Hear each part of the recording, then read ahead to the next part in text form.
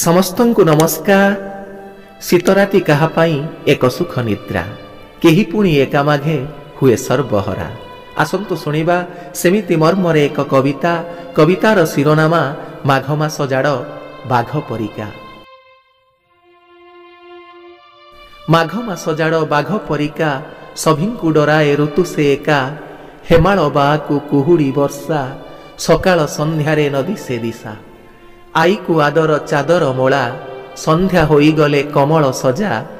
अजा पाई नाली चाहा तो लोड़ा, आई ओदा देई करंती कढ़ा। काम धंदारे तो नथाए मन, सभिंक देहरे शीत बसन। हाथ पाद सबु लागे हेमाल, काम न करिले थंडा प्रबल। पिला छुआ केई गाधांती नाही, पानी को देखिले रुहंती नाही। सभिंक आदर गरम मुढ़ी, बाड़ी बगीचारे फुलर कढ़ी। संज नई गले दांड फुंगुला, प्रति घरे हुए नियात जला।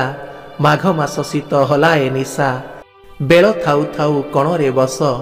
नाही हाथ गोड़ माघ शीतरे, तथापि डराए बाघ रूपरे।